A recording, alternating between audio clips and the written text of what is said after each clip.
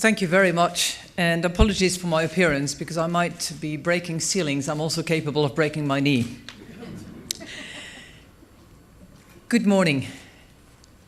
I would like first of all to acknowledge Tom Curley, who is just stepping down as Associated Press President, AP as you call it, and CEO after a lifetime of distinguished service in journalism. And I want to thank Kathleen very much for who she is and her kind words of introduction.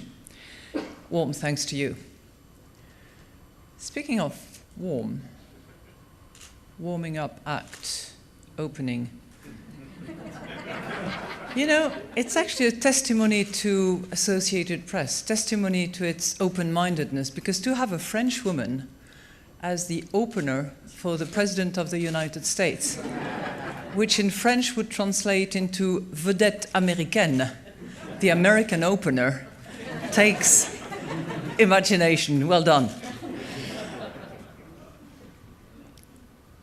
It's very important for the IMF to have an open and solid dialogue with its membership, particularly with the United States of America.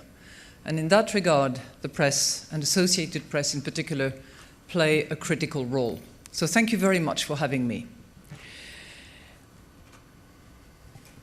I don't know how you manage, Tom, but this is very complicated, actually. I'm going to lift my paper. Now, I came this morning with a rather simple message, and the message is the following. The world needs US economic leadership. Now is not the time to retire, now is not the time to withdraw, now is not the time to phase out, now is the time to engage. And I'll try to demonstrate why.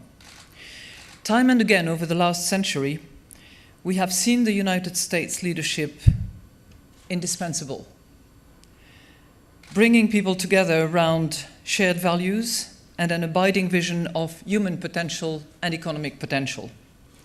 We saw this during and right after the Marshall Plan, after the Second World War. We saw it again during and after the Cold War, and we saw it with the US driving the global economy over the past half-century. The result has been certainly a more prosperous, a more successful, and a more peaceful world. Today, we stand at yet another moment in history where the United States, working closely with its partners, can help lead the world to a better economic future. And these are trying times. The global economy is trying to emerge from the deepest and most painful economic crisis since the Great Depression.